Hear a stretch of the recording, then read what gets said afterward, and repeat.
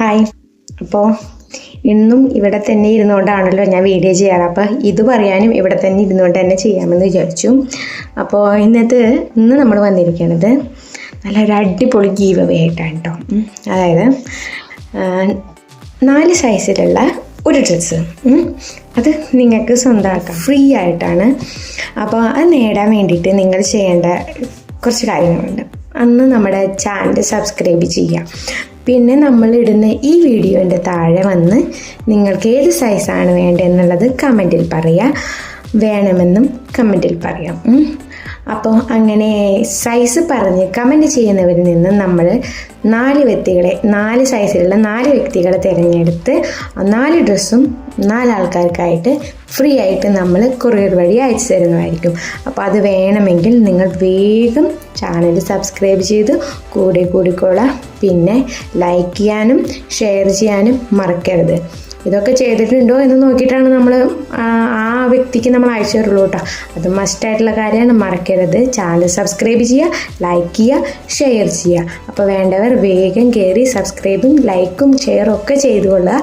കമൻറ്റിൽ ഏത് സൈസാണ് വേണ്ടതെന്നുള്ളത് പറയുക. ആ പറയുന്ന വ്യക്തിയിൽ 4 സൈസിലുള്ള ആൾക്കാർക്ക് 4 ആൾക്കാർക്ക് നമ്മളത് ഫ്രീ ആയിട്ട് അയച്ചു തരുന്നതായിരിക്കും. നമ്മൾ തരാൻ പോകുന്ന ഡ്രസ്സ് അച്ചറക്ക് ഡ്രസ്സാണ്.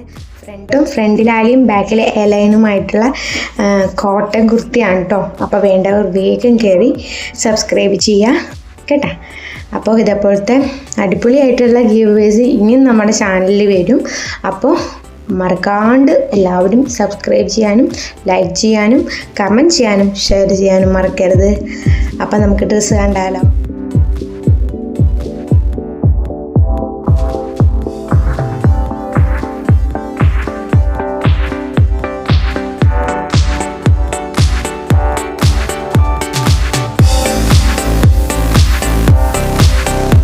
നിങ്ങൾക്ക് സംശയം ഉണ്ടാവും ഇതിലെ വിജയികളെ എങ്ങനെയാണ് നമ്മൾ അറിയിക്കുന്നത് എന്നുള്ളത്.